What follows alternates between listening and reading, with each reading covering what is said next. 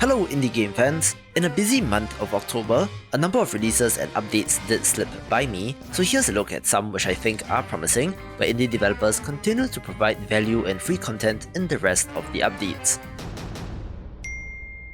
Let's begin with The Song of Fae, a self-described deck-building chess-like and is a roguelite tactics title where you're trying to master the game of wizard chess.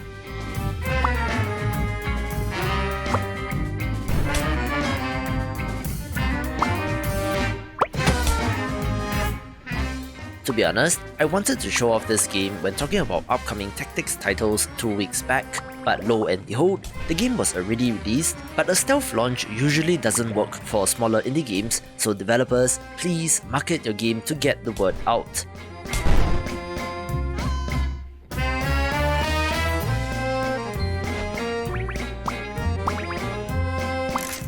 While this is definitely on the minimalist end of things in terms of graphics, I do think that there's a certain charm to this game, even incorporating boss fights and the ability to recruit, sacrifice and trade your units away, so there should be some strategic depth to this game. It's time. You've been training for this moment. You're the best in the business. But are you ready for the ultimate test? Quick little trailer for Not For Broadcast Challenge Accepted, a free update to the FMV title where you play as a TV producer and have to flip switches and toggle between cameras while the show is live, where this adds a challenge mode that allows up to 5 different challenges to be toggled on or off all at the same time, adding another layer to this game. First time, huh? Let me tell you what it's like to be a viceroy. You must venture into the unknown wild to build cities for our scorched queen, provide housing for her citizens, and construct camps to gather scarce resources. The developer did a wonderful job explaining the roguelite survival city builder Against the Storm, so I'll leave you to them, but do note that this is currently an Epic Store exclusive in early access. Gather everything you can and fulfill your villagers' needs. You better not favor one species over another. Utilize their potential. You wouldn't send a lizard to the lumber mill, would you? Give them raincoats. And for the Queen's sake, prepare for the storm. Sometimes you'll fail. It's a common risk in this business. But sometimes, oh, sometimes it just clicks. Everything falls into place.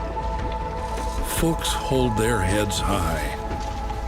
The flame grows ever larger. The yields are unlike anything you could imagine. The goods flow like a river. Nothing can stand in your way. It feels as if you were building 10 cities all at once. It's like you're about to rebuild the smoldering city on your own. For her. But that rarely happens. Not as long as the forest has its say. It's so peaceful when you first settle here. Rich glades are full of resources, yours for the taking. But with every fallen tree, with every ancient site sacked, the forest grows angrier. Ignore the warnings, and you will bring doom upon your people.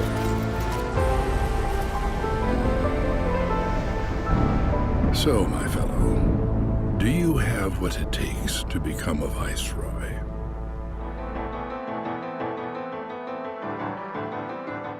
A neat roguelite deck builder with a wonderful art style from 2019 is Phantom Rose, releasing an update named Scarlet, which brought it to version 2.0, adding a whole new game mode, which is supposed to be the primary mode moving forward, reworking the entire combat and gameplay system, making it worth a play once again.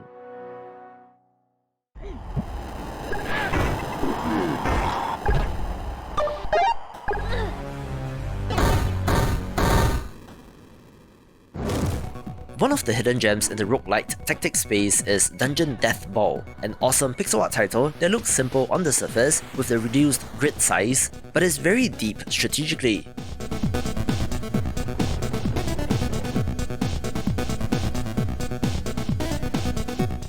Dungeon Deathball is a sport played by prisoners to satisfy the bloodlust of the masses, being inspired by American football, but of course has combat as well.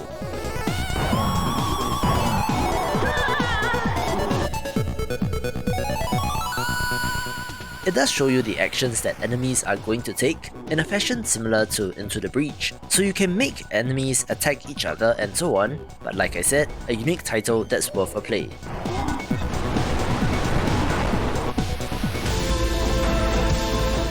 Similar deal with Industries of Titan Tech Tree, the latest update to the awesome voxel strategy city builder. We're competing with other corporations for dominance on Saturn's moon named Titan, where again, the developers have put out a narrated trailer, so enjoy. Hi founders, this is Maddie Gray, Senior Community Manager on Industries of Titan. October's new features are the Tech Tree and the Science Lab building, so let's get to it. To get to your Tech Tree, you'll need to construct a Science Lab. Then, you can assign employees to research ancient technologies. The more employees you have working in your science labs, the more efficient you will be at researching the technologies. You'll begin with a limited number of nodes you can research, and you'll need to unlock connections using artifacts to discover more nodes. Once you have access to a node, you can begin research. Research takes time, but employees in your science labs will speed up the process. There are different types of categories for research, including military, industrial, science, and council technologies. This is just the beginning of our Tech Tree's development. In the future, we'll add countless new technologies, new types of nodes, and different ways to explore the Tech Tree. These exciting new updates, as well as bug fixes and optimizations, will arrive for all players on Titan Tuesday, October 5th, 2021. You can always...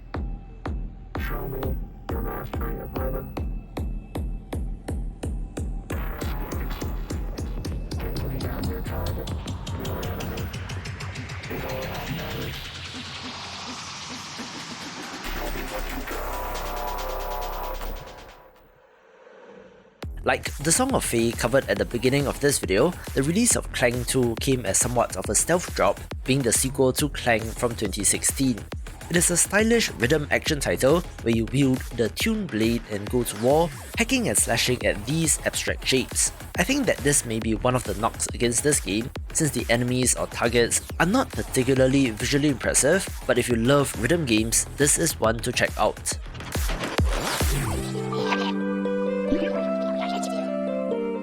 If you've been following along the channel since April this year, you will know that I'm a fan of the cozy life sim game Cozy Grove, where you play as a Sprit scout and are helping various bears on the island. This is an Animal Crossing style game that is played in real time, so of course, the changing of seasons always brings new content, with the autumn update being exactly that. My personal highlight is the accordion, which allows you to mass harvest your flowers and trees, but there's so much more with a limited time Halloween event, cats, bunnies, photography, being able to go inside your tent, and so much more. And just gives me warm, fuzzy feelings all around.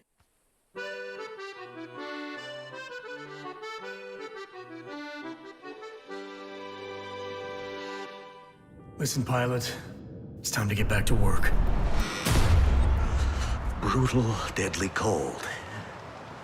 How I've missed you. For something more serious in tone, The Long Dark Episode 4 is the latest update for the story campaign of this wintry survival game. Of course, if you have not been following along, do start from Episode 1, but it's nice to see the team continue to support this game. I might have an idea of who it is. Do whatever they ask. Think we can trust him? The enemy of my enemy is my friend. Mathis is not a patient man. It's just a matter of time before he... Looks like I finally found a use for your metal case. We need to get out of here as soon as possible. Where did he go? You better get him, or there'll be hell to pay. You better hurry. Where's the pilot? They could hunker down for weeks, months, prey on everyone within 100 clicks. Back there is nothing but fire and cold. Here, we can be kings.